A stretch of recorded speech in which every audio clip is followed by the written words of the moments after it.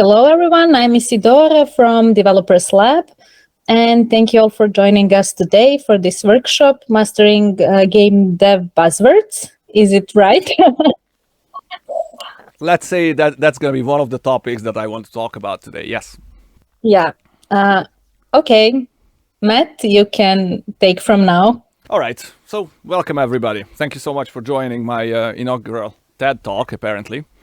I have brought up two main subjects that I would want to discuss today that is asked of me on a monthly basis by my students. One of them is how to get a job in this industry and what to expect and how do we organize our audio team so it would be sufficient and we would release a AAA game. So those of you who don't know, my name is Matt Gabnai. I have been working in the audio industry for the past 15 years. I started as a musician. So I have been a musician for a while, but as many of you might have heard of, it's very hard to extract money out of music anymore. And as a consequence, I converged to video game development very early on. I started working with Ubisoft in 2012. We have worked on Assassin's Creed Black Flag, The Crew, the first Watch Dogs that came out, Child of Light, and many little mobile releases that never even saw the light of the day. I have worked for Epic Games around 2018, developing a meta-sound module for Unreal Engine 5 that is generating reverberations, essentially, based on the nanite level that you create using an AI tool. And it's still being refined as far as I know. I don't have Unreal downloaded on this computer, but I guess it's making its way to the 5.3 or the 5.4 release. So, how did I get a job here? Let's start with that, and then I'll tell you what to expect from a AAA company. Currently, I'm working as a senior audio designer for Cloud Imperium Games. We are working on two IPs. One of them is Star Citizen, which is in alpha, has been for the past 10 years. With one of the best and most friendly communities I have ever seen in the gaming space. And the other one is Squadron 42. Now, how I have gotten a job in the industry was pretty, I believe it's going to be pretty different to anybody's experience today. So I have sound engineering diploma. I was always interested in computers. I was good with music, and those two come hand in hand with each other. So I started recording my own songs as a hobby when I was 15 years old, I think. It was at the very beginning when we had PCs powerful enough to actually record anything. But it's one thing that era taught me was how to efficiently use my softwares that are very inadequate to to produce good sounds. So you had to learn really how to tweak very poor sources with very inadequate sound plugins and how to tweak them so that you would actually hear a sound back that was the desired outcome. Back then, when I got hired, the one question was how good of an audio designer you are, and I think one of the major differences that the new generation has to learn is that we are not doing linear integration. We are doing dynamic integration. Now, the big difference between the two of is linear integration is working on a movie or audio or a video clip. Like I am going to demonstrate something to you later in this when I'm talking about audio workflow. I have recently done a demo task for a Porsche commercial. It is linear integration. You put your video into your DAW, your software that you're using to handle your audio, and then you just paint over it and create the sounds that are necessary to bring whatever scenes you see alive. Dynamic integration, however, is what drives video games. And not only being a gamer or being somebody who has been playing games for the past 15 years is an advantage there, because you understand how game spaces work and what elements, what storytelling elements that we have at our disposal so that we could convey a convincing story throughout our video game. but also understanding the underlying logics and how to work with different departments, I think is very, very important.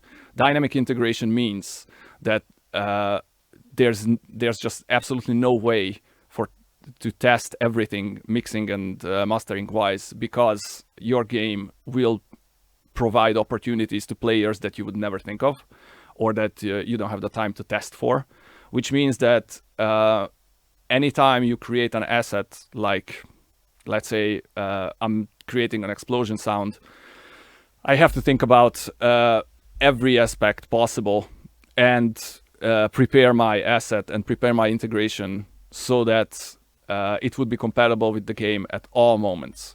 This is not something we are doing in linear integration, and this is what has changed in the industry the past 15 years, is that the minimum expected of you is to understand how to produce these and what the difference is between a linear integration process, and how to what difference there is between an explosion in a movie, for example, in a movie mixing contest versus a video game. Essentially, it's loudness. There are a lot of documentation about this, but yeah. So today, when we are receiving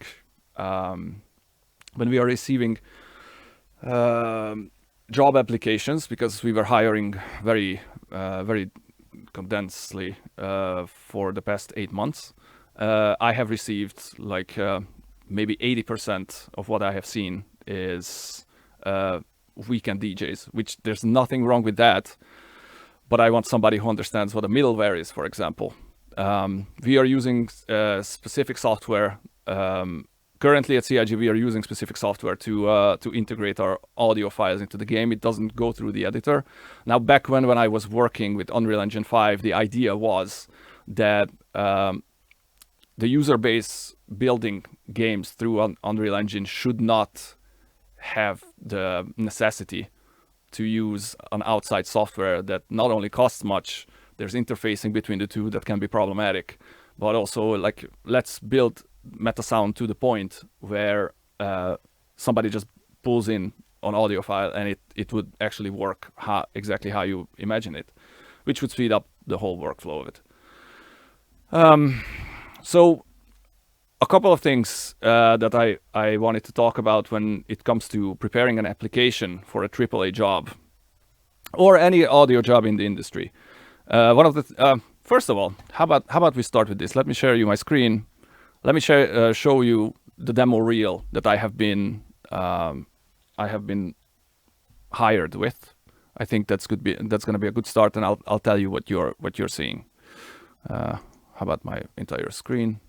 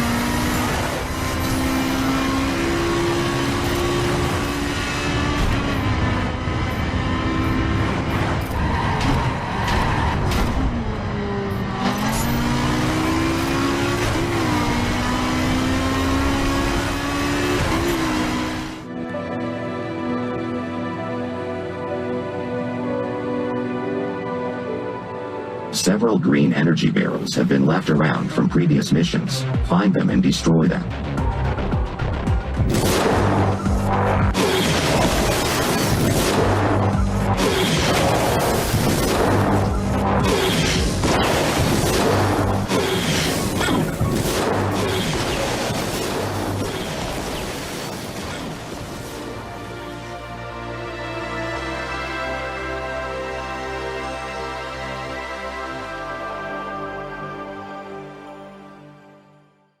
Awesome. So about the showreel, I think genuinely what the most important thing with it is, you have to be very fast. There's a limitation. There's a limitation of about 1.5 minutes that I don't think many people know about. I often get 8-10 minutes of a video from somebody, and it's all painted over sounds with music on top. There's no sound design actually showcased, and we just don't have the time. We open up an application, and there's 700 people coming in for it. I don't have 8 minutes to actually get through what the applicant has done. So I think it is very important for to understand, having seen many of these videos, that I don't care about the video of it at all. It doesn't look that fantastic. I showcase my work on it so that the person who's listening to it would know what they are paying attention to and why. And second of it has to be short. Like even mine is going over the top, and I got criticism for it. Having that said, and most of my work is actually not even really in it because there's just no time for it. But yeah, it should be.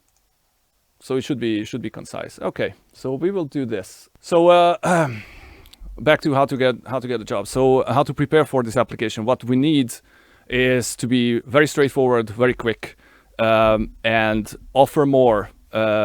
So be respectful of the time of those people who are actually trying to filter for you, because I think it's very important that we have a insane amount of applications to go through. This is a highly competitive job working here. So yeah, bring your best tasks and yeah, make a 1:20 video about it and offer more at the end of it.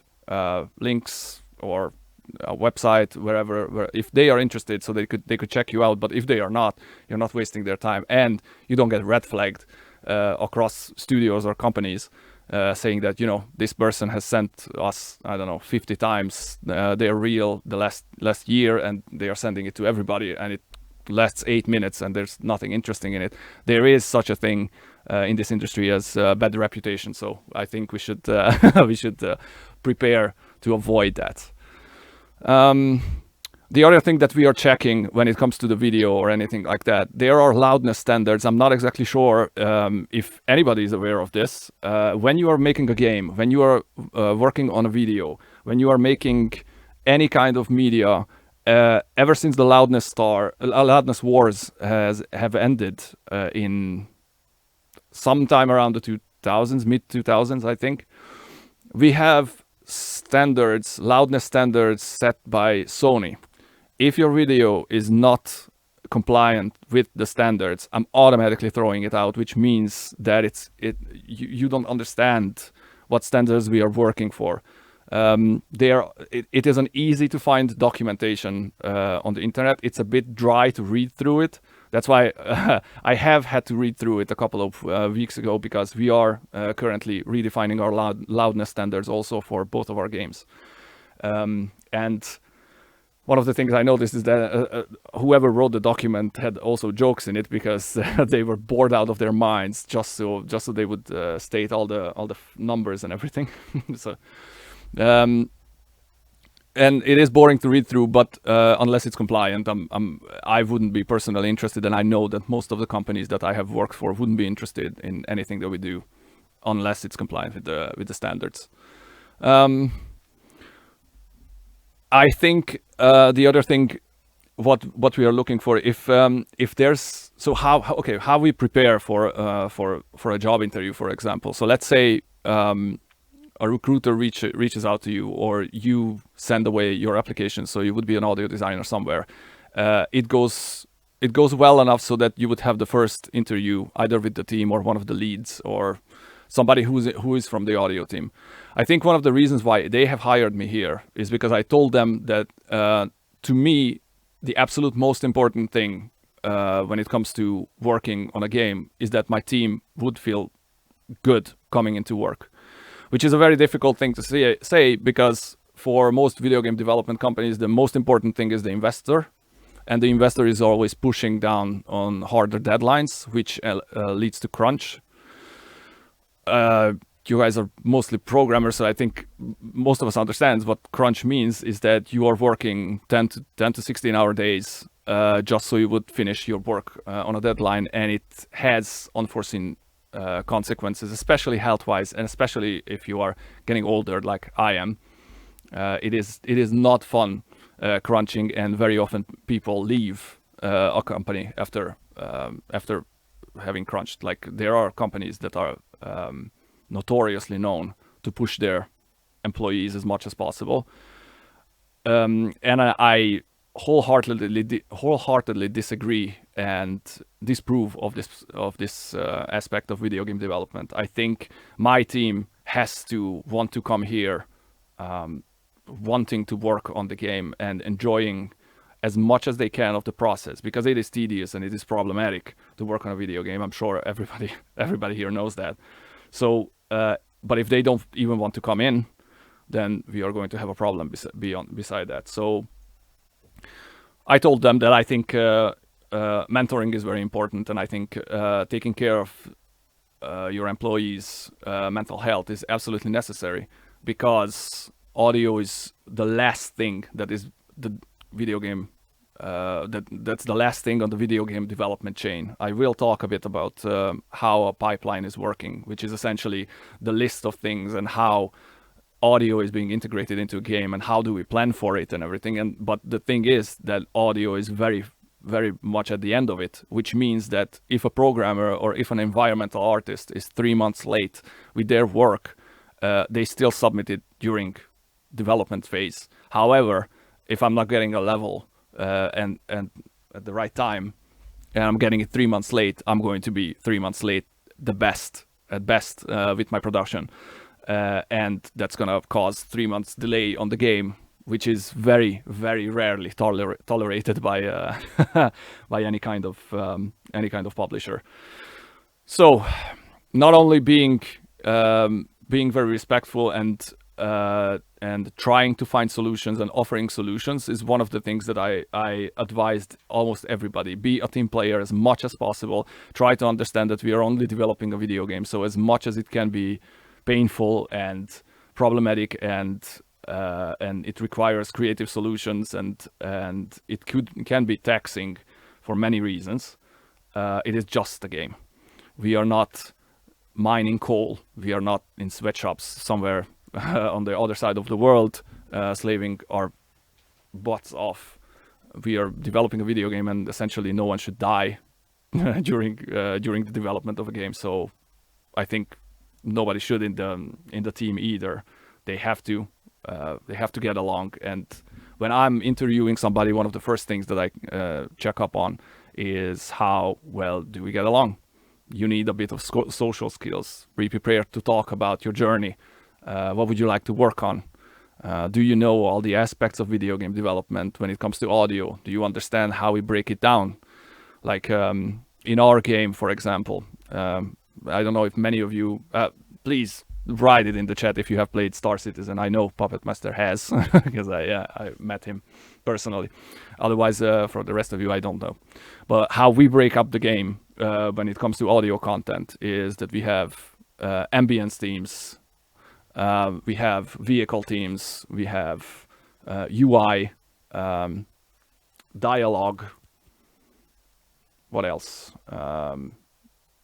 Gadgets, weapons, player actor status, which means breathing and when you're hurt, for example, you have Foley systems, which is like clothing and footsteps and things like this.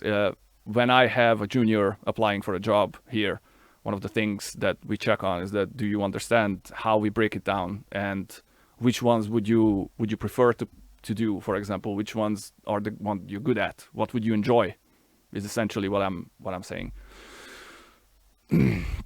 Most of the people that I talked to over the course of the last 2 years, because of what happened during coronavirus and everything, they prefer working from home, which I wholeheartedly agree with, in the sense that it is often better for the mental health of a lot of people. However, I think the industry currently is shifting. We are changing the idea of working from home when it comes to audio specifically. And it's partially because it is very inefficient.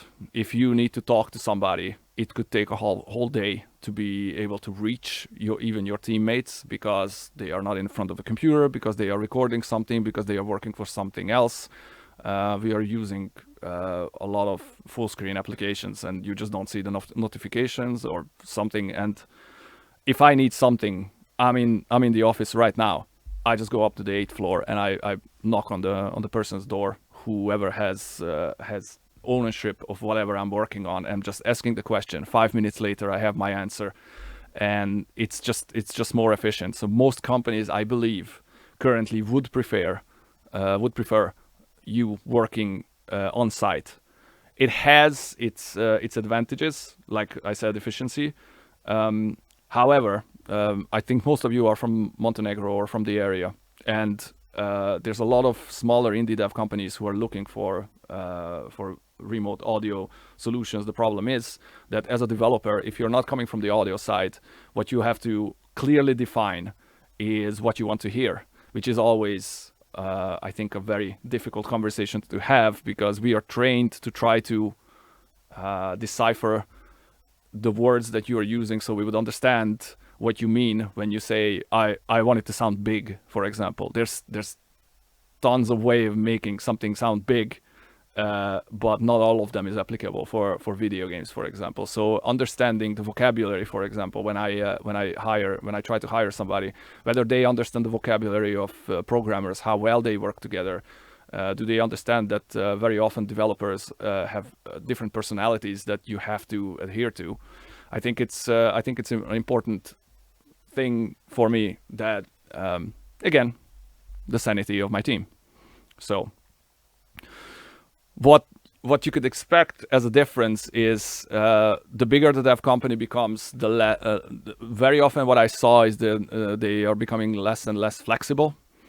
It is because they have a big production team behind them. So half of our company, for example, I would guess, this is my wild guess, I'm not putting money to it, but I would guess that half of our company is production, which means that in order for them to track your time, to understand how much you work and what you have done, and how fast we can expect you to come up with the result that we have asked of you, has to be tracked. And in order to do that, you have to communicate clearly your needs, and also how much time it will take you to actually do something. Now, with a small indie dev company, 2.5 years ago, I worked on a VR game that we have developed. I think we were 6 altogether for Europa Park. I was the only person on the audio team. I was the audio team for it. And yeah, you saw it in the reel briefly. And they were like, we have no budget, no tech, no people, no money, and no time. Can you do this? And it's a lot of fun, because then I get to do whatever I want. The bigger the company becomes and the more stability you have in your work or at your job, the less flexibility they allow. So one of the things that I learned with Cloud Imperium Games is that we have grown to over 4 times our size over the course of the last 2 years. And so the flexibility with that changes drastically, because just like in an orchestra, I can't have 80 people improvising in the middle of a piece. It's just not feasible. So scalability is very important. So try to, if you ever apply for any kind of audio job, try to understand where you would be comfortable and how much artistic freedom you would like to have. It is because it is going to affect your day to day for sure. With the remote jobs, as far as I can tell, especially if you're working for an overseas company, for example, which is very likely now that the Chinese are reaching out to European sources, and then you also have the States, which are paying handsomely for the same kind of audio job that you could do in France or in England. And I think it is an option for everybody to actually go there. work remotely for the States and just benefit from the salary somewhere in Eastern Europe. I think the very big difference is the expectation and the speed of communication when it comes to companies like this.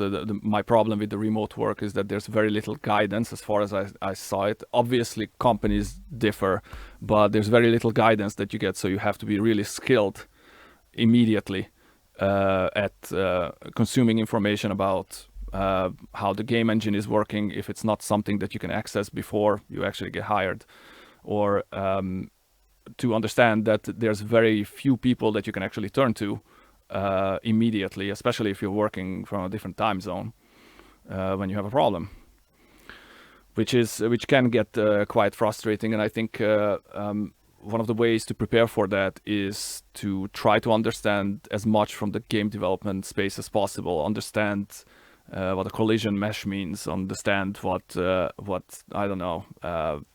How AI systems work and how should that feed back to your audio system. How your audio engine is working, I think, is a very very important thing to understand. And many people that I have here, or many applications that I have here, made it pretty obvious that they just have no idea how games work and why we are doing certain things. Another interesting extra that I can add to this, today one of my colleagues told us that they were hiring a lead audio designer for us, because we're still hiring lead audio designers. And the interesting thing was that they have asked the lead, so, okay, you have 1 year's worth of work to do in 6 months. What would you do? Now, a question like this is very revealing about your leadership capabilities. Essentially, the reason of this conversation among us was that the person was like, I would work harder, which would result in a burnout, for sure. In a couple of months, that person will have no social life, will have no work-life balance, not even much time to spend his well-earned money. And then in 6 months, you will have to find somebody else. This is not what leadership should be about. What I would have answered immediately is scoping out what we could reduce, outsourcing some of the tasks. So let's see if we have the budget to actually bring in outside help. Hiring more people would be a very good answer. Trying to see what the minimum requirement for the game's milestones are. So when we are hitting hard dates that cannot be pushed away, what is the absolute minimum that's required of us so that we could provide what the game needs? And so little questions like this. I think one of the things that I would prepare for is one of the things how I got hired here was probably 4 months before that. I have written a little piece of text for myself. What kind of questions would I ask from somebody who wants to be in this position? And I try to answer them as clearly and as briefly as possible, just so I could show that not only I'm preparing for this, but also I have a clean train of thought. I would want to show that I can respond in a timely manner. And there's a lot of documentation about this also on the internet, what HR is asking of you, and whether you want to move or not, what kind of salary you expect. I think it should be very clear in your head what would be the minimum that you would work for and why, and what kind of performance would you do for it and why. I think, I will definitely ask a salary expectation of somebody, but also, I think it's on Indeed.com or maybe on Glassdoor. I saw the same thing. There are salary estimations based on certain positions in certain countries, and they are fairly accurate, as I can tell. So you could have a rough idea of how much you could hire somebody for, or how much you should go for as an audio designer. Now, one of the things that happened in my life over the course of the last 9 months is that I have lived in France for 13 years, and then I left last September to come to England to work for CIG. It is a big cultural change. It is bigger than what I expected, and I think it is wise. And I'm not exactly sure how else could you learn it but talking to people. But it is wise to prepare yourself for something like this when you are working with a different with the culture of different company, with a culture of a different country. I think it's very important for you to understand that communication is different. How they say no could be very different. Like I was born in Hungary. I think with many of you, I have a closer work ethic than what we have here in the West. Already France was a big change for me, not only because I learned French after I moved there, but also because the efficiency they have is very different. How they say no to something is very different. How they negotiate is very different. And throughout your career, changing countries and working for different companies would require you to adjust the way you communicate, which is something that I'm still learning here. The English have a hard time saying, currently in England, the culture is very politically correct. You have to be respectful of everybody's work, even if they are not the company anymore. And even if the technology that you're working with is not adequate, for example, instead of saying what we do on the East, that I cannot work with it because it's badly built, what we say in England, to my surprise, is that it's a missed opportunity to do better, which sounds way better.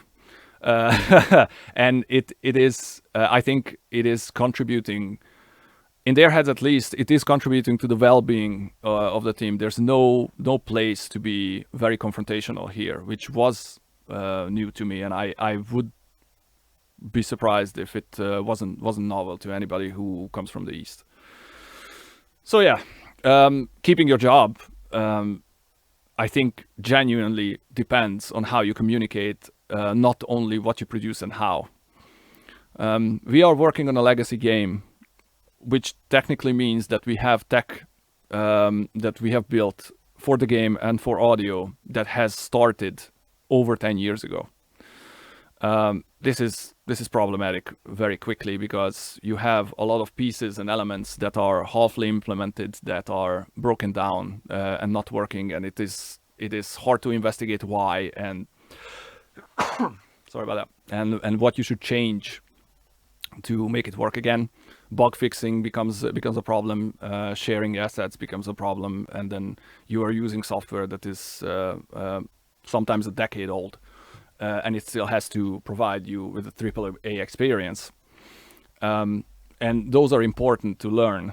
But the other thing that I found very important, and some of my team members are very easily failing this, is being able to ask for help. I think humanity's strength is in numbers. I think the person who isolates themselves from the production team, from communications, is gonna be very lonely and very problematic. It puts themselves in a position where it's very problematic to find a solution for a problem. So you have to learn how to give up the ego and tell that something is not working, instead of wasting 2 days to try to figure it out and then out of frustration going for help. I would rather that my juniors come to me immediately and risk of us just going to the computer and just click one button and just laugh it off. But next time he will be able to show it to somebody if there was a minor solution that what we needed. Instead of losing days or getting them frustrated. So yeah. Oh, and the other thing I have written down here, how to ensure you keep your job as well as your sanity. Video game development is I think it's one of the newest way of storytelling, and we are not exactly sure. If you're thinking about the big picture, we are not exactly even sure what we are doing. We are telling stories, we are making the player feel certain emotions at certain moments, and we are defining those emotions by genres. But beyond that, it is very difficult for us to say what exactly we are doing. we are trying to have an impact, a desired impact, and we have tools to develop this, but it is a very complex art that hasn't existed 50 years ago. So I find it is very difficult to find parallels with many other jobs as to how to keep your sanity and how to keep concentrating on what matters. What matters, I think, is having a good work-life balance that many companies that I have worked for, especially the big ones, they don't tend to allow. And especially if you work for remotely from an Eastern European country, they will expect you to do more because we are known to be harder workers than some of us in the West. Having that said, taking time off helps a lot, and recognizing when you are starting to have a burnout, when you are starting to focus too much, when you are waking up at 4 o'clock in the morning thinking about how should I solve the ambience issue that I have in whichever area, and just having the solution popping out in your dreams, for example, is a very good way to show that even your subconscious is working tirelessly to solve problems. And while I understand that for many of us this is our lives, we are defining ourselves by what we do, if you are sacrificing yourself entirely 100% to a project, it will have consequences to your health. I have went through that, and I'm trying very hard to avoid to avoid that for myself and also for my juniors, because I would rather that somebody would work at 70% capacity for 2 years than somebody at 100% capacity for 3 months and then 6 months in a hospital.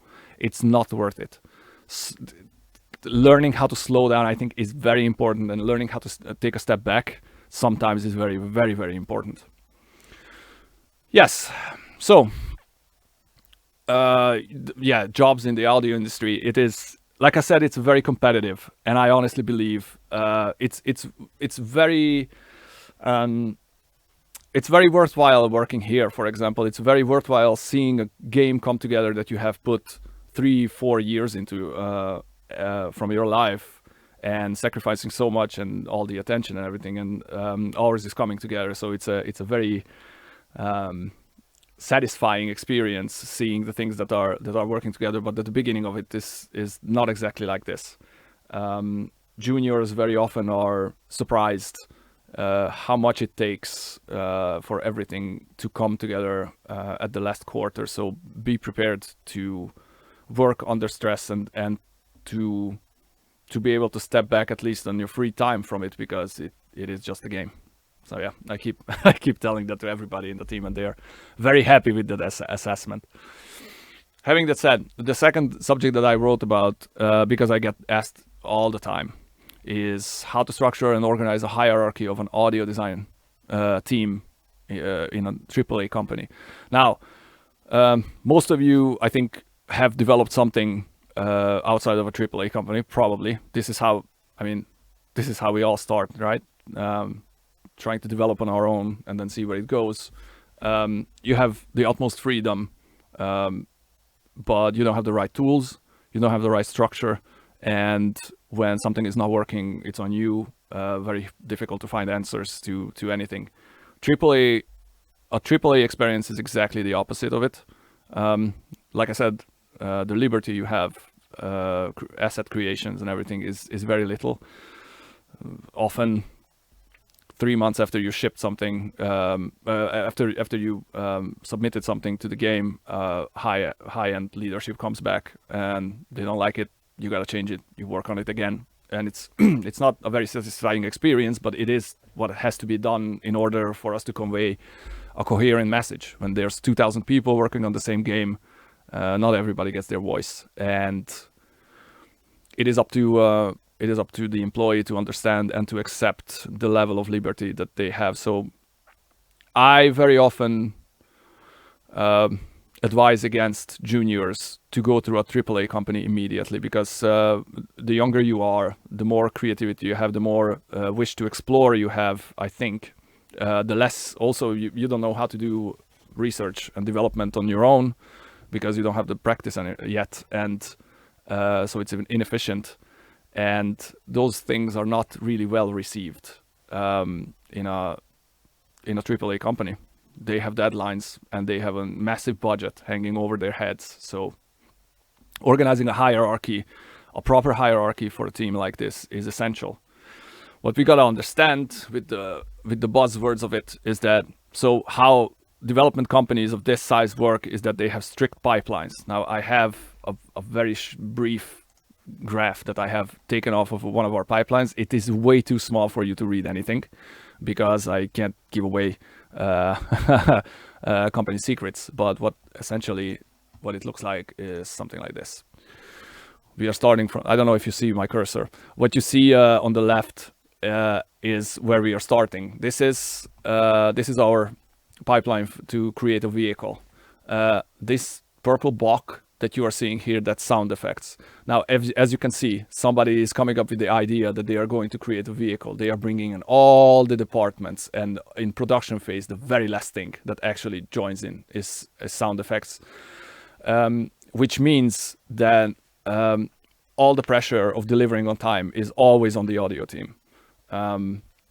It's always on the audio team. We are always late. I have never worked at a single company where we were on schedule and we didn't have to pull some tricks out of our heads so that the game could be shipped on time. Most of my team members that I have ever worked with were extremely talented and very hard workers, which is really helpful. That's why I call the audio team the rock star of video game development, because they can pull off things that I have never seen any other department pulling off.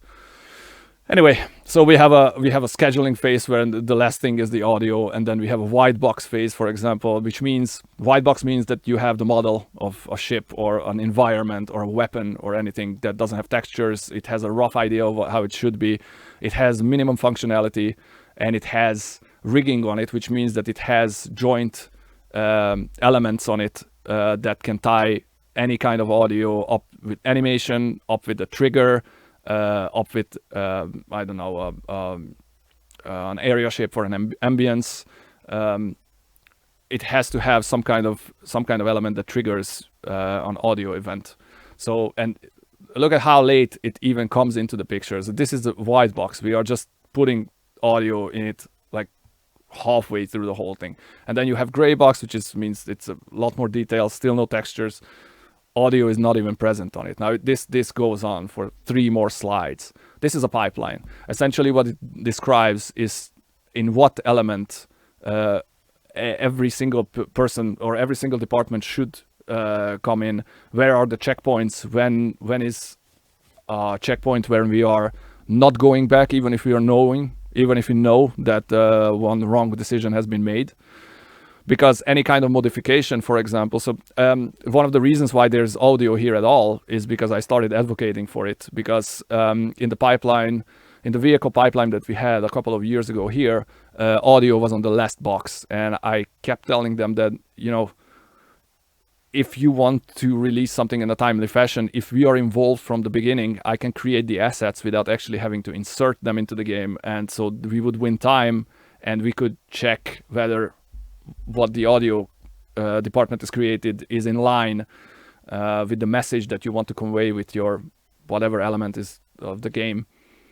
I think it's very important to include audio into it as fast as possible, because most of people that I have talked to, even at this company, they believe that, for example, when you build a ship, it comes with audio. It doesn't. It takes weeks and months to create something that's a AAA experience, and you have to prepare for that. So if we want to, you know, avoid wasting time, include your audio in the pipeline. That's your pipeline. We have discussions about how a white box should be changed into a gray box. We have discussions about the polishing phase. We have discussions about all of these things, and yeah, you need to include all the departments in it at some point. That's how we work together. So yeah, that's a pipeline for you that AAA company use. Now, how we break down the pipeline under this that I didn't include in the screenshot. There are lists. For this, we are using the Atlassian products, which means that we have Jira tasks for pretty much every single. Well, if I could break up these pictures into columns, that for every single thing is a Jira task. A Jira task essentially helps us. I'm sure most of you know this already. Jira tasks in general help us keep track of time, what we are doing, what needs to be done, where can we go back if something is wrong, how can we go back, who to talk to when something goes wrong. And so those Jira tasks are organized into epics.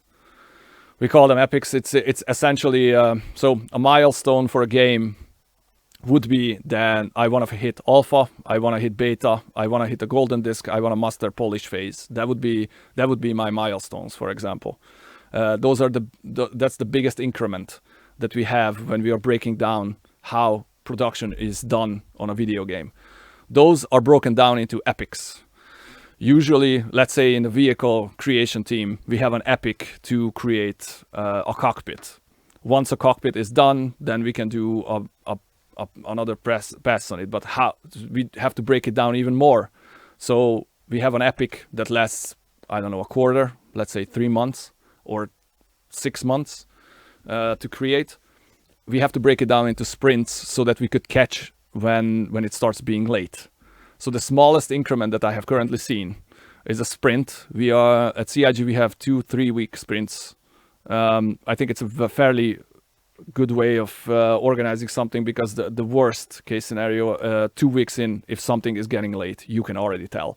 And it's very important. So I have contacts with everybody who is working on a similar element. Like, let's say I'm working on a thruster for a ship. Some animation is changing on the ship, which will change how I want sound to be propagated from the ship. Like let's say the thrusters geometry changes, and so I have to emit the sound from a different position. I have to be aware of such a change, and breaking this down, breaking this whole pipeline into smaller pieces, epics for quarters, sprints for weeks, and the whole thing broken it up into milestones that could last years. I think it's very important to organize your team this way and to understand where your team actually is. Audio is the most downstream of it all. I think by this point, I have explained it as best as I can. We are the bottom of the barrel. We are the latest ones to get anything, because how would I be able to judge an ambience of an area or an environment, for example, when it's still in white box? All I could do is put some white noise into it and then just goodbye. But that's not good enough. That's definitely not AAA production. So we have to wait until graphical direction, VFX artists, lighting passes are done, and those can change drastically over the course of development. So at a AAA company, what you have to prepare for as an audio designer is a level of flexibility that with small dev companies you will never need. Small dev companies usually aim for a lower standard of quality, which could be chalked out faster or could be produced faster. And you take one pass on ambience, you take one pass on a car, you take one pass on footsteps. On AAA, very often we do 3 or 4. And then there's a polish phase for the whole thing. It is, you are going back to your own work a lot of times, which is, so when it comes to the pipeline of it is all when it comes to only the audio team. What I prefer to do is to give a content owner or an area owner a specific set of tasks that are very diverse, because there's nothing more boring than producing footsteps for 3 months. So I give somebody weapons, vehicles, and environments, and throughout throughout an epic, or throughout the course of like a quarter. They spend 2 weeks on something, then 2 weeks on something, then 2 weeks on something, and so they would still want to go back and have a fresh ear on it. The other thing that I think many people outside of audio don't understand is your ears never stop. Even when you're sleeping, you essentially what your ears are doing is calculating frequencies and trying to understand the world around you as much as possible. Listening to long sounds, listening to something on a high volume, listening to the minute details that we have in audio is a very tiring process. It is tiring way faster than your eyes, because it does not blink, it does not stop, and if you want a AAA production or higher quality audio, you will have to go back mixing with fresh ears, but that takes time. Similar to how we have a glare in our eyes when you walk on a dark street, for example, and you flash a flashlight in your eyes for minutes, you are seeing glare.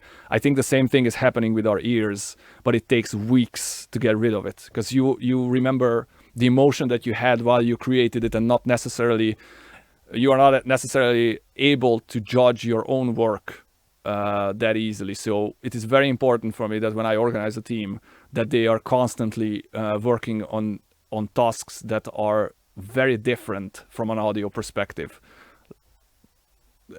For example, creating footsteps, or checking reverberation, or doing ambiances, and then going back to moving parts where it's just a closing door, and then essentially, having them edit dialogue and put it into the game somewhere. These are all tasks that require very different skill sets and very different ears, and that helps my audio team to keep a fresh set of ears, which I think is very important, and they don't get bored, which I think is the absolute most important thing about the whole thing. So, all right, what else? Working with different departments, game design, game experience. Yes, like you guys said, like you guys saw in the pipeline, we are prepared for the whole audio team to be included at some point. But how we are in AAA, how we set up these systems is that, like I said, we give ownership. Usually it's seniors, but often I give little areas of ownership to juniors as well. One of my juniors love doing UI stuff. Little 400 millisecond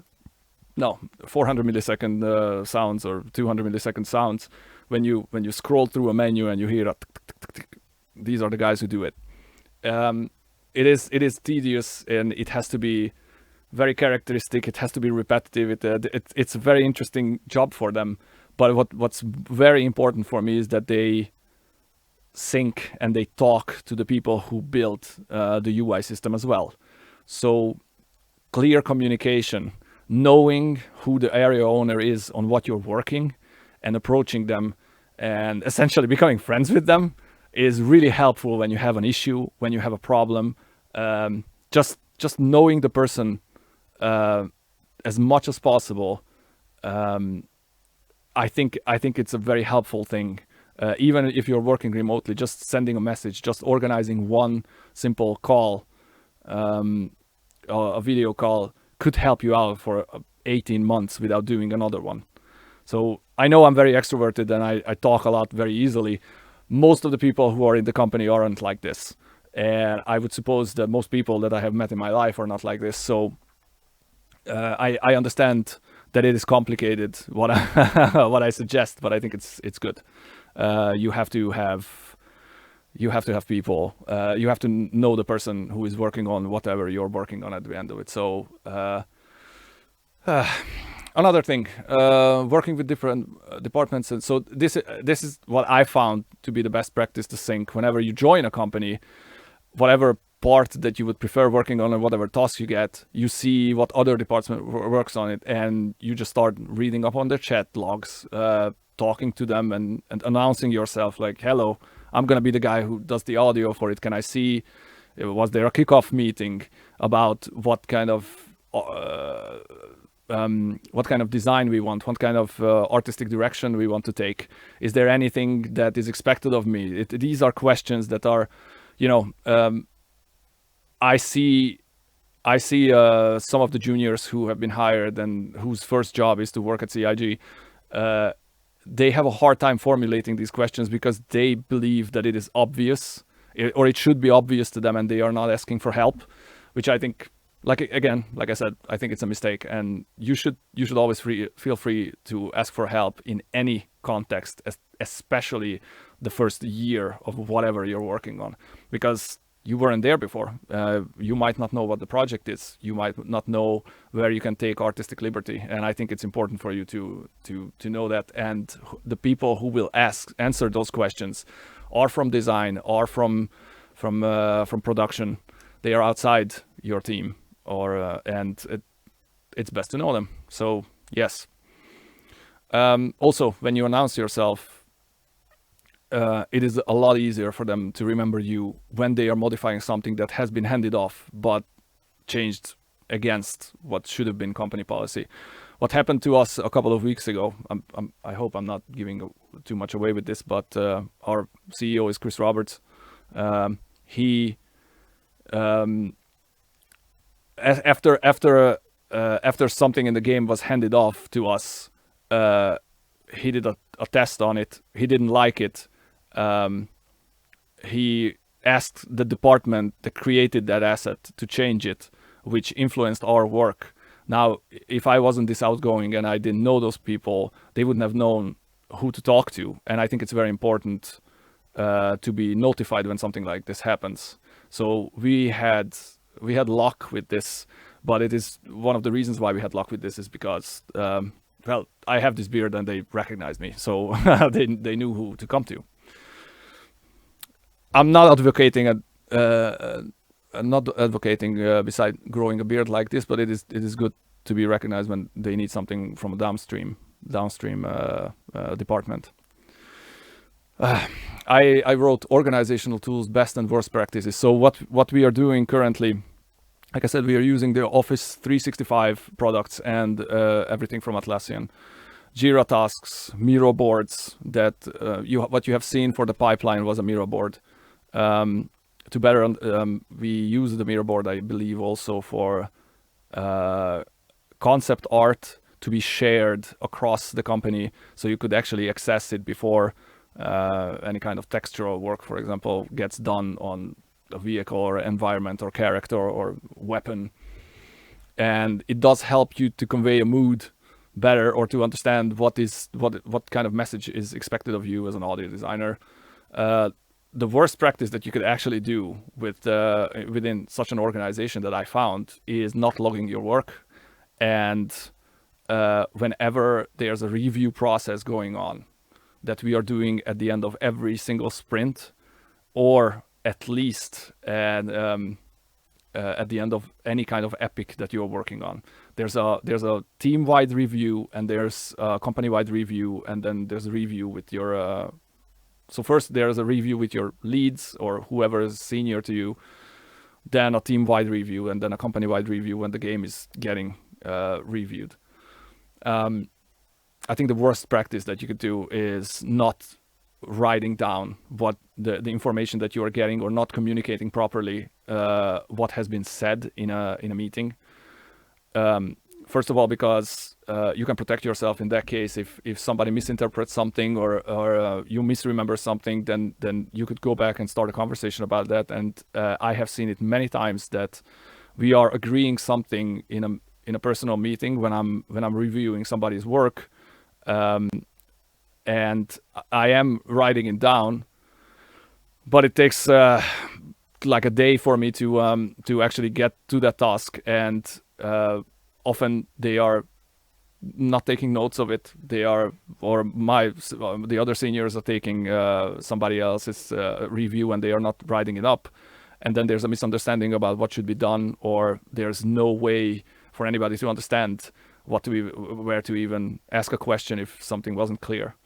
So I think the other thing is not logging your work, so that production doesn't know how much time you take and how much time they can estimate for a similar task next time. We are currently, because we are growing very fast, we are currently building the whole hierarchy for this. And one of the things that I see within my team that is very problematic is that the juniors don't understand that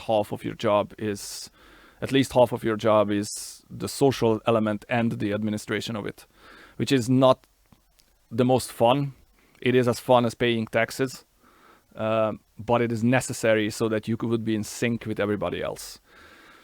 And it is part of the job. You have to report what you are doing, even if you are very late. And you know that you will not finish on time. It is faster for everybody to realize what happens or what is happening if you are logging it immediately. Yeah, I have talked a lot about interdepartment communication.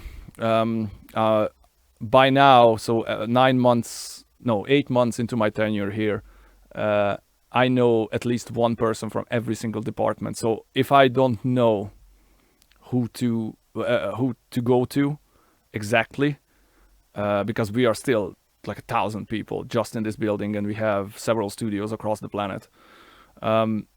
If I have no idea who exactly to go to, and there's no discussion about this, and there's no information about this, I know at least somebody from the department who could point me in the right direction. I think, especially when we are getting older, it's very important for us to keep in touch within such a big company. And I think one of the reasons why we are developing this game, especially Squadron, so efficiently is because we are all in the same space physically. Now, I do understand the appeal. Like I said, I understand the appeal of remote work. But when you have short deadlines and a lot of game to create, being there and being able to communicate immediately with any department that you would ever require I think it's paramount. Yeah. What else did I want to talk about? Oh, yes.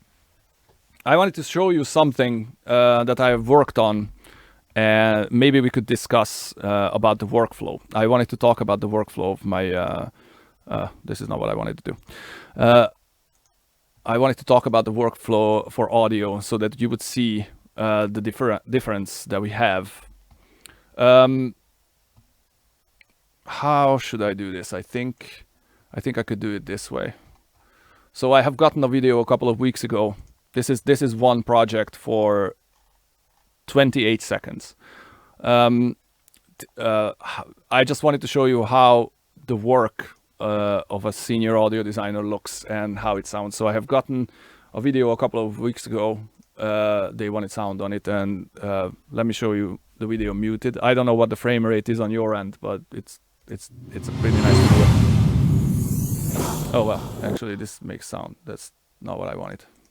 Sorry, once more.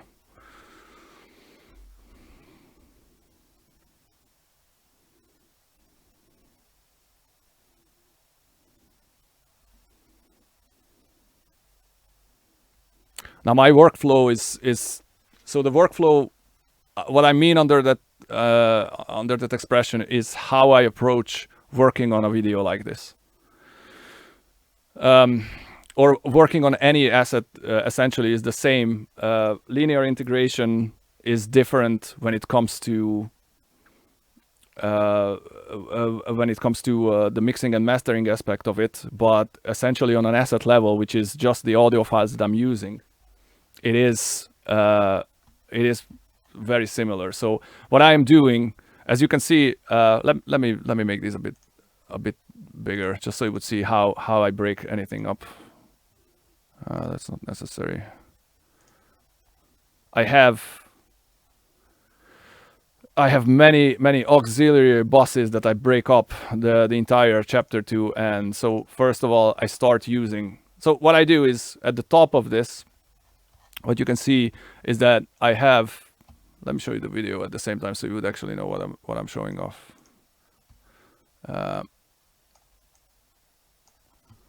Yeah, good. What happens is that I start making notes on where the audio is supposed to go. Very often when we are working on video games, what I also ask my juniors to do is to film a scene or capture a video from the scene that they are working on, especially when it comes to ambient audio design, because it's way easier to work on with visual feedback on what you're doing and just comparing the visual feedback to the audio thing of it. Like, as you can see, I chose the frame where I want the light to turn on roughly, so that when I play it, I don't know if you can, yeah, there's a couple of tracks going on about it, and then there's a clicking noise to it. There's an impact that's going on. There's a lot happening on 28 seconds of a video. Let me show you what I did with it. And I was thinking about, if you're interested, I was thinking about showing you how it's broken down and how I broke it down and why I'm working on it like this. Let me show it.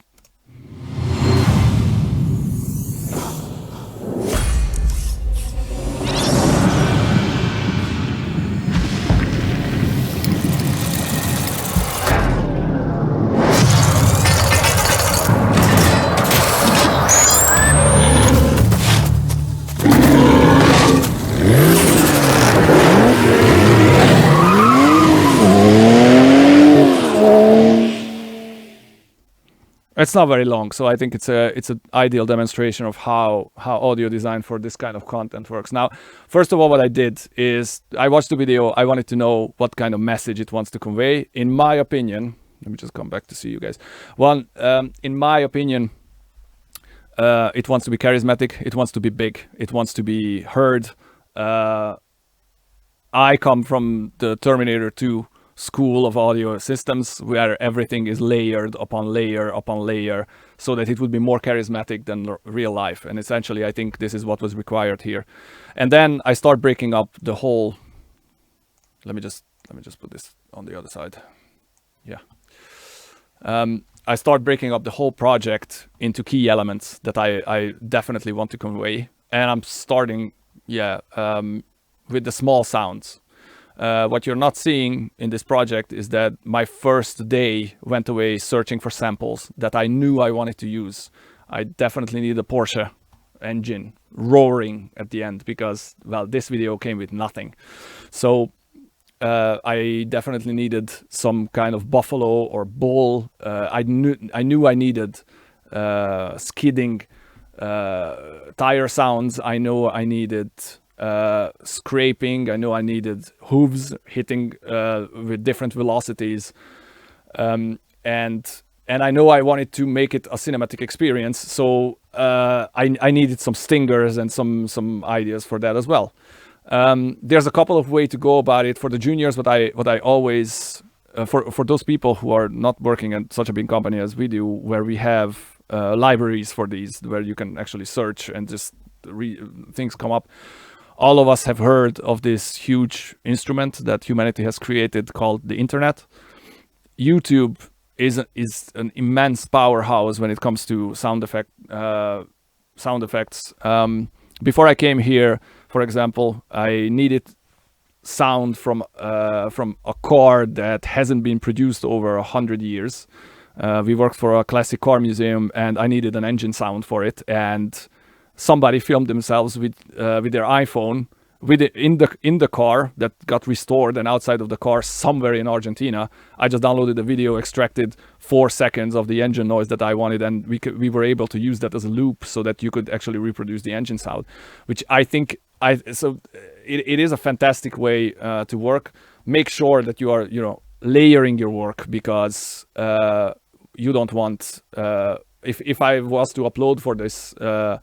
If I was to upload this video, for example, on YouTube, I'm sure it wouldn't get flagged. The YouTube audio system realizes or finds audio clips that are copyrighted, but if you layer them and you create a new asset out of it, then it's not going to be flagged, because it's so complex of a waveform that it cannot recognize it. And I think when you want to do non-profit work, and especially when you would want to make a show reel, when you want to create a video of your sound design capabilities, it's a very good idea to work with every single asset that you can get your hands on. So let's take it for a spin.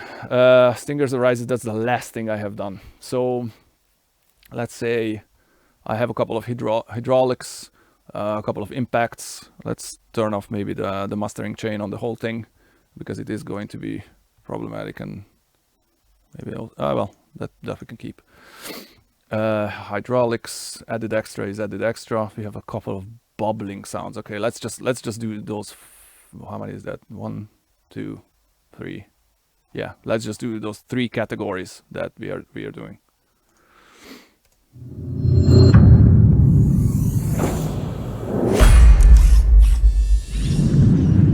Immediately it's less interesting. Less interesting. But what I break it down to is to try to figure out how to convey a message that I want. And what I'm doing in my workflow for every single track that you are seeing is loudness control and low end control. When you are in audio design, what you understand very fast is that low end control, which essentially meaning not passing too much low end into your videos, your game, anything, is the key to have a AAA audio experience. Taking too much away from it is definitely a problem, but having way too much in it is going to ruin your mix for sure, even if your assets are great. Let me show you an example. I have bubbling sounds that sound really, really like deep and low. Right here, for example. This is not as low as the asset goes. What I have on it is a low end control right here that I turn off, because otherwise you can't hear what's going on here under 100 hertz in detail, but I guarantee you that the compressor that I'm using for the mastering chain at the end of it will be affected by it, and it's not necessary. But as an audio designer, one of my tasks is to figure out which frequency elements of each asset are important, and so I'm just cutting away the frequencies that are not important so that I could fill them up with some other important characteristics later. Now, if you listen to just the bubbling sounds, it is pretty deep, but as far as I can tell, yeah, I have low end control over it again, because not only on the asset level I have it sometimes just on the items. Yes, not only the low end control is almost present almost everywhere, because I can get it back digitally, but it's very hard to tame when it's not tamed on an asset level. And I think this is one of the things that is really similar to how we mix dynamically into a game. If you have way too much low end on the asset level, the audio files have way too much low end, you will have a problem figuring it out later. So you have to have that respected. Let's just listen to the bubbling sounds, for example.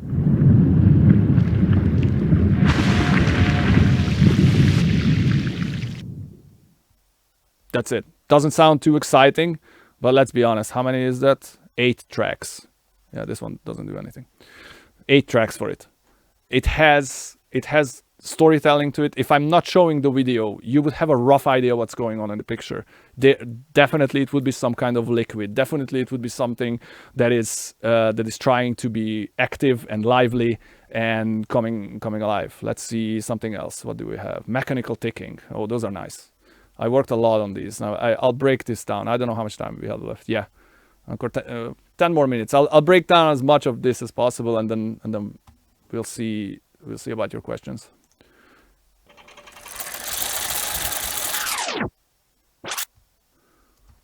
Ridiculous. Doesn't sound good by itself at all. But if I just do this,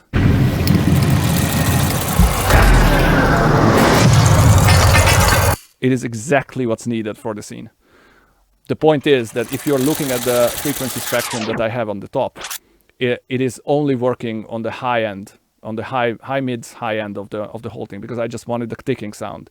I guarantee you that these were treated. I actually think I rendered these down because I had so many plugins on them that it's not worthy for me to keep everything. So these are frozen tracks where the low end control is already applied. And let's see something else. Where are we?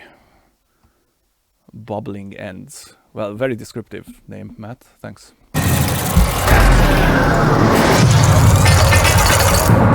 those ticking sounds. So when we have the slow-mo, and then and especially these elements. Now these I have built by hand. So we have, let me see. Oh yeah, here are the hammer hits.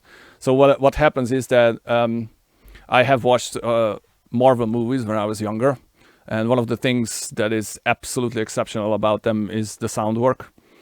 Also VFXs, to be honest, is if for nothing else, I'm not fond of superhero stories, but you gotta see that the production of these movies is just at the highest level that currently our tech is capable of. Well, it was the case 10 years ago.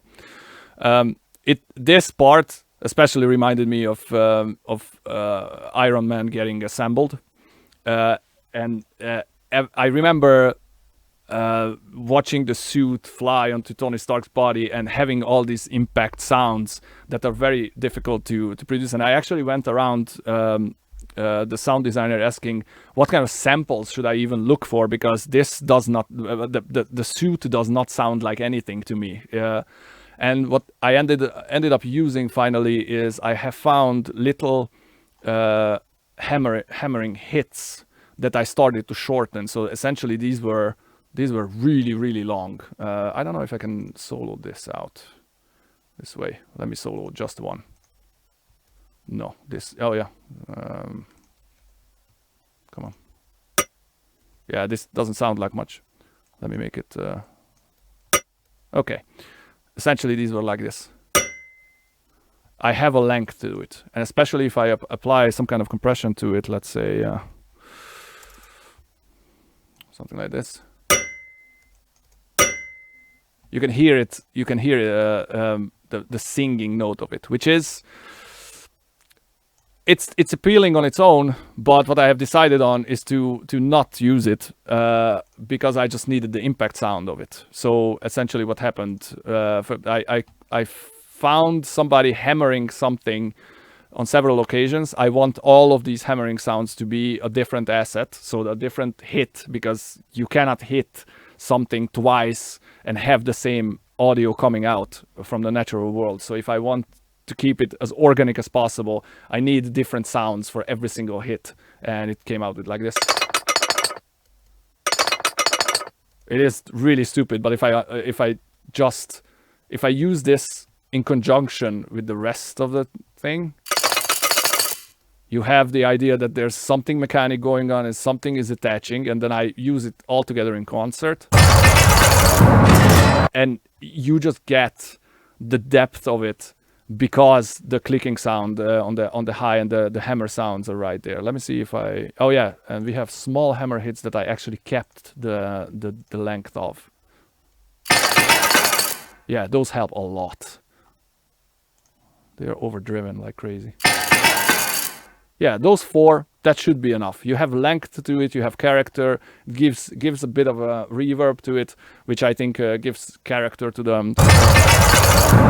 And then it makes the whole thing come alive. So that was maybe 4 hours of work. That 2 seconds that's in it.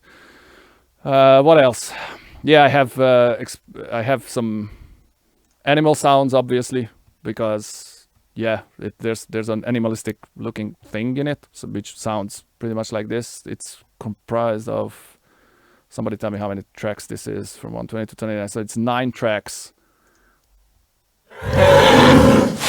No animal sound that I ever produce is one single track, because one single track sounds like this.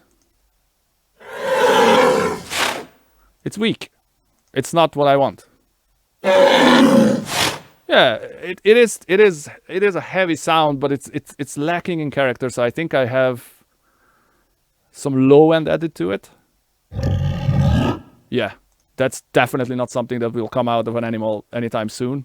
Not like an animal like this. I think this would be more like a lion roar or something, and it's not even that violent. But the 3 together gives you the characteristic that I want. And the moment, so because of the speed of the clip, you are not even realizing that you're listening to 3 different animals at the same time.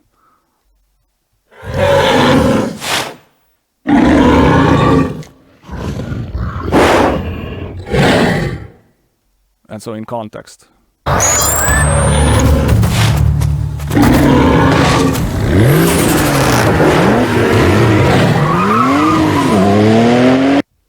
And of course, you have to have the car, which was another ridiculous thing, because well, the car has to be the most charismatic. It has to be louder than everything.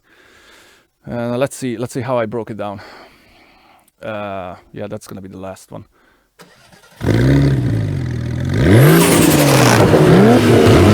Now, those of you who are adept in mechanical engineering will realize that while this is a Porsche turbo on the image, this is not the turbo that would ever come out of a Porsche 911 Carrera, because it is way too big. It provides way too big of a pressure. However, I consider cars to be when it comes to video game audio, I consider them to be like a flute instrument or like a horn. A horn would be a better idea, because essentially they are breathing in air and they are exhaling it at the same time as well. So it's like breathing into a windpipe. It's like breathing into a saxophone. So I treat it as a brass instrument. And so what I have done with this, let's see. So those were the basic elements of me using the car engine with the, I think, yeah, that's the turbo discharge on top of it.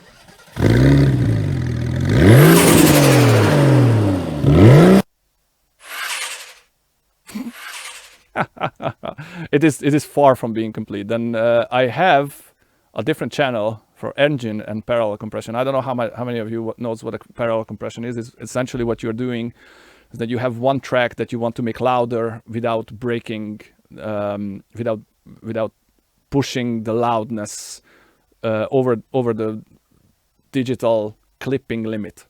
You don't want your audio to clip, I just want it to be fatter. So what happens is that I have a Porsche engine sound right here. Is this... Yeah, that's good enough. It already does sound good, but what I wanted is for it to be fat.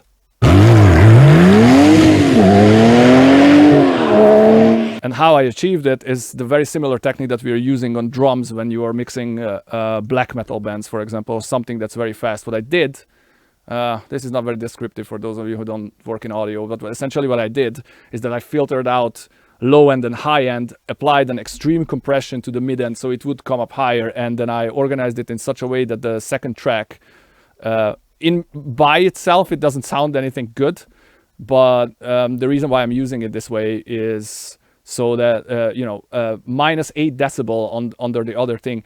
If I just soloed both these out and I just, in the middle of the track, I mute it, you will notice.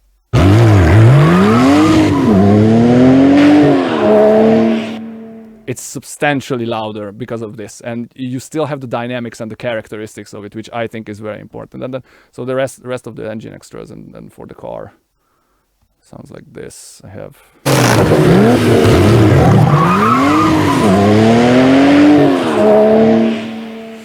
Yeah, so this is pretty much the approach that we are doing in video game design as well. I have to understand what the initial message of the whole area or whatever asset that I'm working on, whatever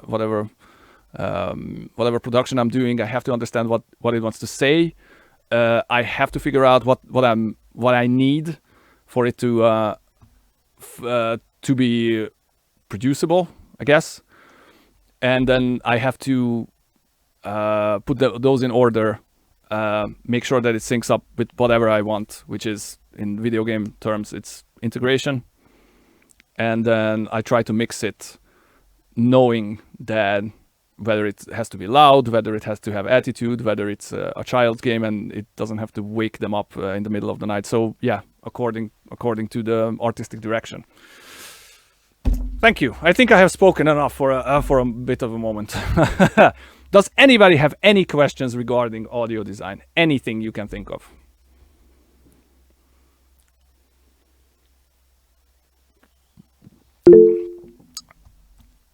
Boris, please.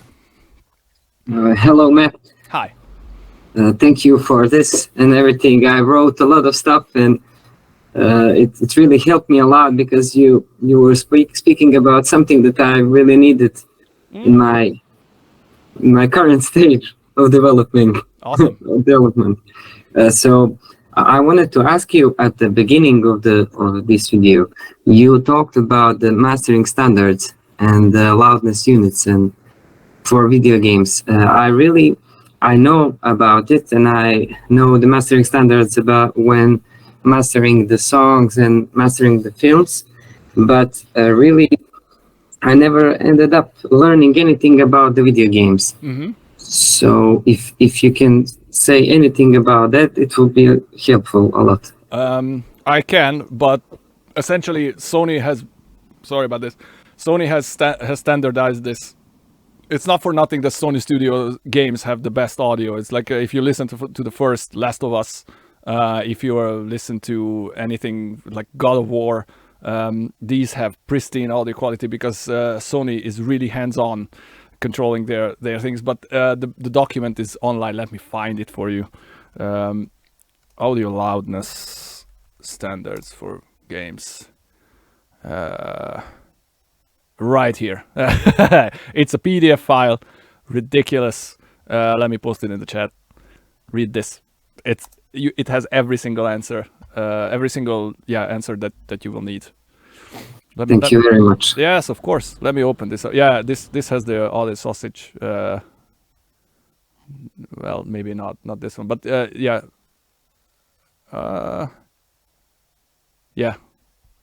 It doesn't have the other sausage joke in it that I reference, but it has every single standard that you have to adhere to. So there's that. Thank you, Matt. Of course, you're welcome. Anybody else? Lucas, please, if you'd be so kind. Well, hello. Hello. Thank you, Matt. Great explanation. I was thinking. I'm a composer and sound designer, but I've never worked with games. And I've made some things for video and mostly for dance. I've made some dance plays and soundtracks for dance shows.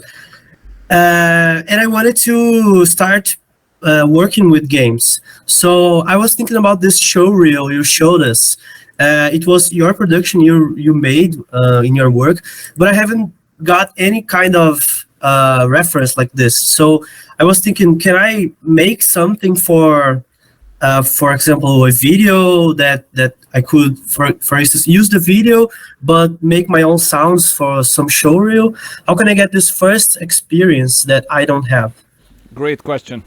I have talked about this in the last one, I think, but I'm happy to tell you. So what I think.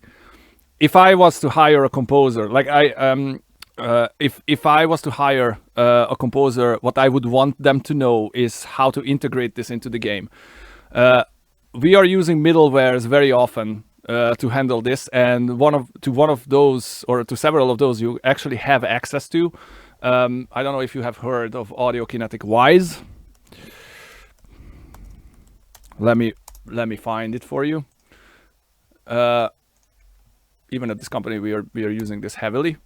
This is a system that you can download and start integrating music into. Now, when I am, what it disallows that linear integration does not allow is dynamic music systems.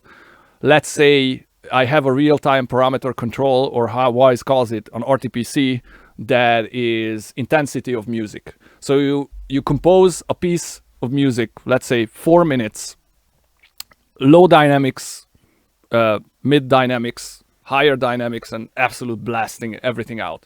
What you want is for the game or the player or the circumstances of the game to choose which element of your music should be played. There are demonstrations for this online, and you can go through the Wise implementation course for free. That is why it bothers me so much that people don't know about this. You don't need to have the exam. Nobody cares. I mean, maybe I shouldn't say this in a public forum. Nobody cares as long as your Wise project is tidy and it is doing what it's supposed to do, and you know how to compose music for it, that's what I would ask. So what you could do, two things. I would start with learning how Wise functions, because most of the video game engines that we have currently either work in a similar fashion or they are using Wise. Write some music, implement it into Wise, and demonstrate it on a video. Make it a minute 20 video. I have seen somebody do this, and I think it was in the Audiokinetic blog as well. Some guy has composed layers and layers of music, and by two RTPCs that can be controlled by the game, essentially. He just hit play and started messing around with the parameters, and the music dynamically changed. Now this is what I expect of a composer to do here. Linear composition is so competitive that I would say it's such a high risk that you are not getting chosen, that I would say that it's almost not worthy getting into it in a video game context. Either you're working for linear integration, which means movies or animation, YouTubers, or if you want to work on video games, then you need to present that you have experience with the middleware, or at least understand how to build a system that can seamlessly change the dynamics of your music based on what the game tells it to, right? If you're a composer, I suppose, and well, most of you, I suppose, have heard of Doom 2016. It is running through Wise. Mick Gordon has composed the original soundtrack for it, and I think it's fantastic. But what it does essentially, how he composed it, and he explains it in a GDC talk. I can find the link for this. He composed chunks, and then it's the Wise project that will choose which chunk to play based on player health, based on how many enemies are around. Is it an exploratory place? Is it the middle of a combat? If I was to hire somebody for a composer, I would immediately ask for just a Wise presentation, as they often do. That would be my answer. Let me find you the GDC talk.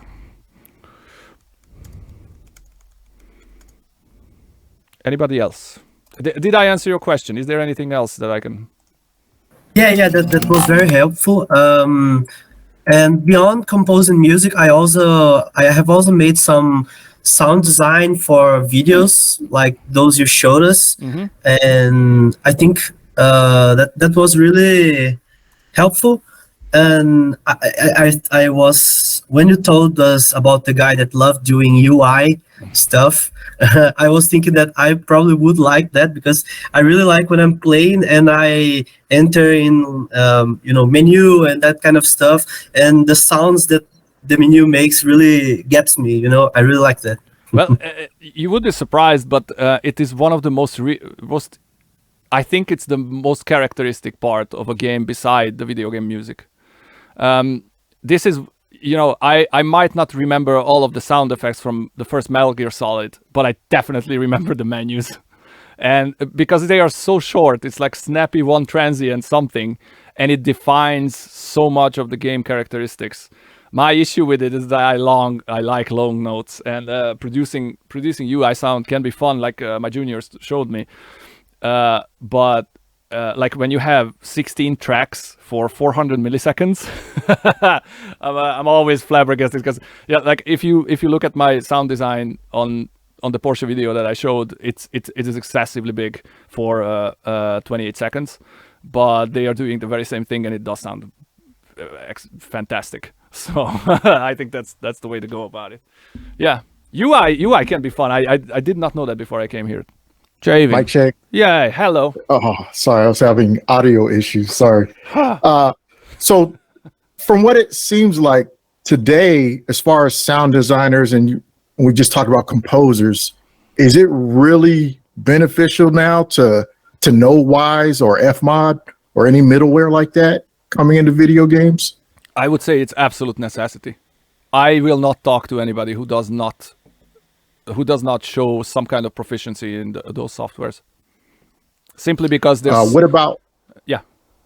Oh, I was gonna also say, what about like scripting, like within, doing scripting languages, C# or Python? Is that beneficial to know as well? Oh, well, yes. I don't know much of that. We have a tech audio department who are actually coders. I'm not. I am a designer. That's a different job. If we are talking about audio design, I think currently the most sought out job, what everybody's seeking for is technical audio design. Because not only you have to understand middleware, the engine of your game, scripting languages, and how audio functions and how it is implemented. I mean, you have to understand and master all those four, and it's such a rare thing for people who are into programming to also like have proficiency in scripting languages or coding or understanding like how audio tech is built. That they earn more money than me, man. It's a high-end salary. It's a very rare set of skills. So if you want to get into that, I highly recommend it. I don't know how much fun it is because you stare at a lot of code, but when it comes to just audio design, I definitely don't even. I don't talk to people anymore who are like, yeah, I produced albums and I know how to make sounds. That's not that difficult. Inserting into the game is a complicated part, and mixing it within whatever software you're using is the difficult part, and bug fixing is a difficult part. I have, like I said, we have a job opening for a junior position that's to my taste, it's underpaid. And even juniors, I don't even look at anybody who doesn't master at least one integrating software, because there's just so much concurrence who does that. There's like 800 people applying for a junior job that's underpaid, and 650 of them is just like, I know how to make good sounds. That's not enough anymore. I have a follow-up question as well. Please. So we spoke a lot about junior level sound designers. Yes. What about like novice sound designers who's trying to get in? What do you expect their demo reel to be and their knowledge within games? So juniors are the novice level. That's it is. Yeah. That's like the junior is start. the lowest level that we have. I did not know that. So how we are ranking in AAA is that you have junior 1, 2, 3, and then you have mid levels, just sound designer 1, 2, 3, and then you have senior 1, 2, 3, and then you usually get to choose whether you go to a principal role, which is you producing the highest quality assets that is in the market, or you are going to a lead job that's generally mentoring and taking care of a team, and very little sound design, but you can guide them to do their best. But yeah, the junior is the lowest. So to answer your question, the absolute minimum that I expect is for you to know at least a middleware. And I tell you why. It is about a month of work to go through WISE 101 on the website. It is not only well documented, it has it gives you a fully playable, very little game that allows you to understand how to create WISE events, how to mix it within the game, insert your own assets. It tells you from step by step up until a very high level of integration. If you are not doing that, I can't work with you. It's not that complicated. I mean, invest a month into it, and then you will know how to integrate something. And then, like I said, 600 out of 800 people, they don't do it. I don't know why. It's up on the website. It's for free. Does this answer your question? Oh yeah, very very much. Thank you. Yeah. I got another question. If Go no one ahead. else has, We have 15 more minutes. If anybody else has any other questions, just raise your hand, write in the chat. I'm happy to answer any kind of questions you have. Hardware, software, lifestyle, balance, everything. All right. So it always baffles me, like listening to all these games and like how just the clarity and fidelity of the audio in games. So I know with audio, you have only so much resource to use. So how do you balance like the compression of maybe the files or to make it sound great? You're good at it. That's how. Well, yeah, it is a big of a vague question. Like, I already disagree with your second statement. Is like you have only so many resources. Like we have unlimited number of tracks. We have no audio budget to take care of essentially anymore. Unless you are porting something to consoles, the audio budget is higher than what you can do. So there are optimizations to take into account. But like I said, if I want crocodile footsteps in my game for any reason, I type crocodile on YouTube, download the video, extract the audio, cut it up to pieces, pull everything into Wise into a random container, and then associate it with the collision system in the game. It's an authentic sound. So I think what you're asking is not necessarily where do I get my assets, because the library that we have on YouTube is endless. There's literally nothing I wasn't able to find since we have this, and beyond that there's Foley and sound collectors, and we have endless amounts of synths to produce sounds, and like the one thing in the Porsche video is that when there's a flick of a switch, and I just came in last Saturday and it did this, and then just put some reverb on it, and that's the sound you actually hear in it, because it was faster for me to record it. So I don't think the resources are scarce. I think they are abundant, and then you can use them. How you make them sound good is a different question, and I can roughly let's say in a 3-minute condensed version, how would I go? So you have to make sure that your asset sounds good, and then it is focused when it comes to your frequency spectrum, and then so the asset has to sound good. Low end control is absolute key, and loudness standards are absolute key. Why I'm saying that is one of the things that we have discovered in earlier games is that some of the loudness standards weren't respected. And let's say we found footsteps that were under minus 40 LUFS, which is like listening to ants. They don't make a lot of sound. So and the problem was with that it was adequate as a recording, but the problem is that Wise compresses it when you actually put it into the game, and the compression had to work so hard that the artifacts started to come up, and you were hearing crackling and everything. However, the asset was not bad. It's just so low on volume that when compression kicked in, it was like, it's not a good asset. So you have to loudness standards and low end control. That's the most important of it. And then the other thing is understanding hierarchies. So what should be docking what? How? Let me bring up something. I can't show this to you because we actually work on it, but I have a very long list from somebody who worked at Sony. Who brought this up to us, and we have a whole 1, 2, 3, 4, 5, 6 tier system that we have built for how asset loudness should be on the mixing system.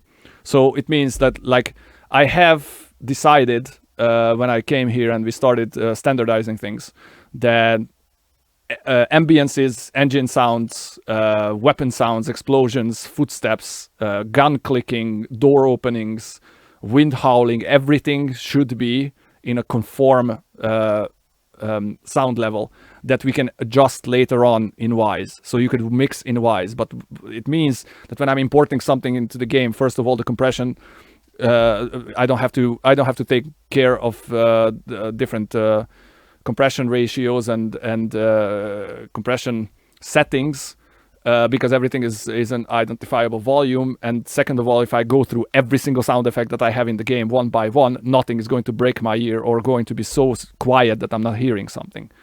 And then I can set it up later in the game. So it has to be in a healthy area. And then, like, I'm just giving you a couple of ideas. Then where so we have loudness per asset. So for example, we have, when we are mixing, we have very quiet, minus 40 to minus 60 LUFS, which is loudness unit full scale.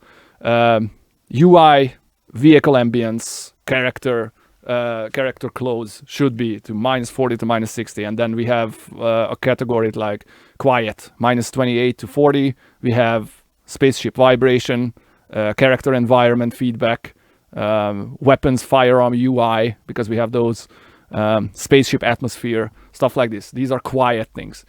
On the top of the things, very loud. Character takes damage. Weapon ammo, missile explosions, very loud. Minus 12 to minus 16 decibel UFS, which is, so we already plan for it before we actually create the assets. And then I have to understand that, for example, dialogue should be always heard in the game no matter what. So I build a docking system that affects the ambience bus or the music bus or the weapons bus when there's dialogue coming over it. But it also means that the dialogue has to be homogeneous across the board, because I will not be able to test every single weapon against every single dialogue, or it would be a very time-consuming effort, and I don't think it's worth the while. But if it's homogeneous, I test 2 or 3 of them. If it sounds good and the docking system is good, then I can make sure that what I want to put into focus is in focus. That's how you plan for it.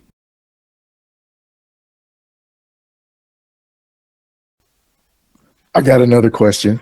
Go ahead. So not specifically where you work with CIG, but maybe personally, I'm sure you have an extensive library of sounds, maybe. I'm just assuming. So how do you personally manage or track all your audio files? Do you use a software spreadsheet so you could call upon all those sound effects? I'll show you. Let me put this on the other screen. I have something like this built up in Media Explorer from, just a second. I have a Media Explorer, and I have all from Core Collection, 0G, Pole Position, the Boom. And so I organize them into an all file, and if I start typing, then it is organized by keywords, it is organized by content. It is organized by category and loudness and number of tracks, because I have a lot of ambisonic content. Let's say I want a baby cry.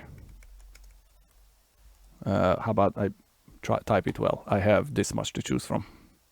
Now, these are on the same hard drive that I have, unfortunately, unplugged from the computer right now. But if I click this and the hard drive is put on, it immediately starts playing.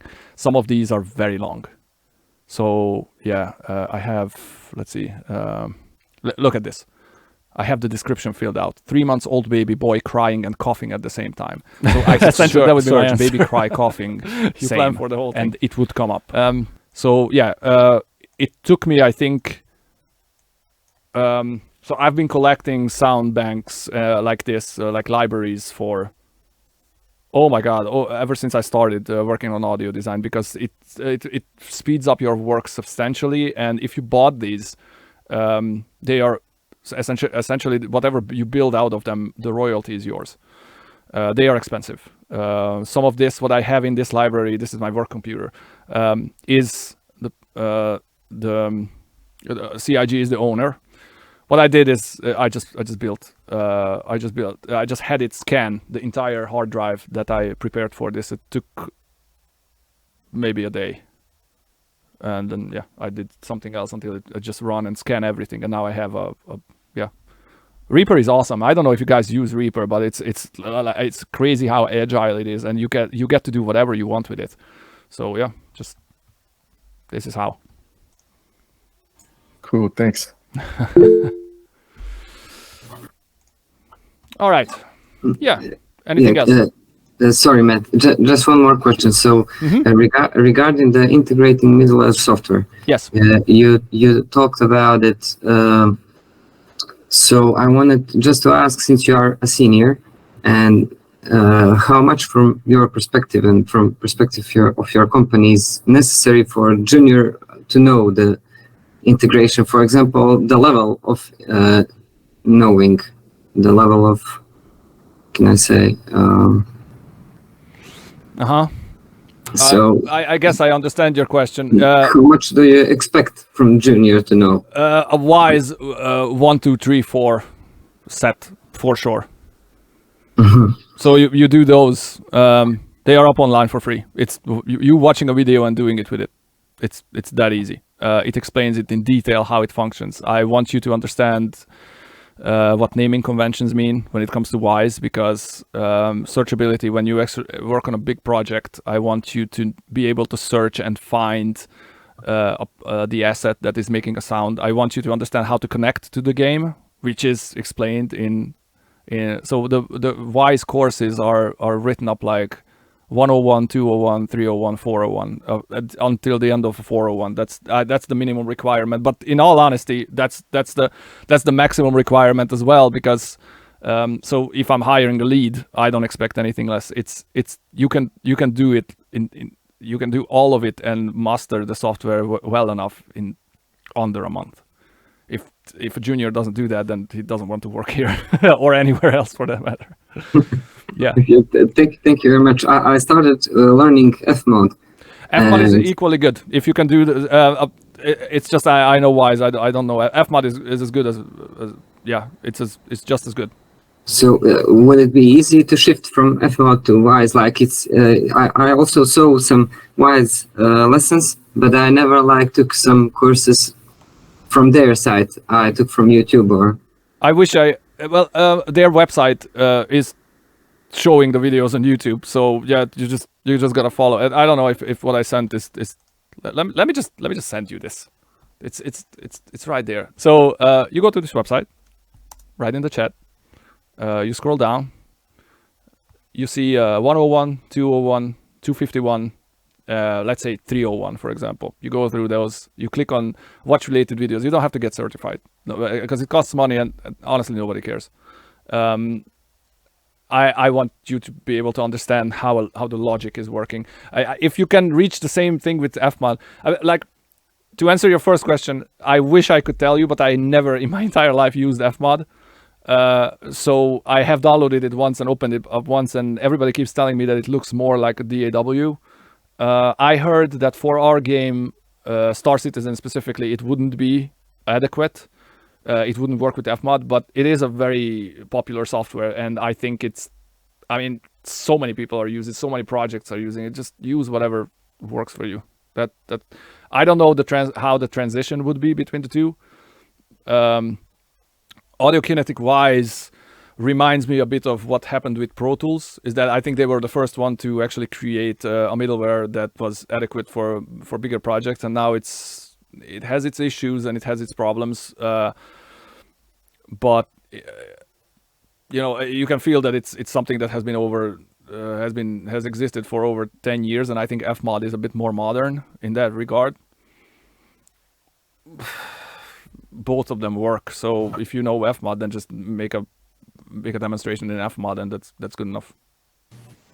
Thank you very much, man, and sure. Thank you very much in general for everything you did. Yeah, you're welcome. These are always a lot of fun for me. So yeah, I hope you have learned something. So yeah, I think I'm gonna go. Thank you everybody for attending this. Yeah, I just like to thank everybody for coming to this. Like I said, I have recorded this, so if you want to opt out from the recording, then shoot me a message, because I'll blur you out. I'll cut out your question or whatever. I'm happy to answer whenever I have free time. Please, I love teaching stuff. So yeah, just come back to me. Thank you, everybody. Thank you, Matt, and thank you all for attending this workshop. This was great. Yeah. Have a good night, everybody. See you soon. Bye.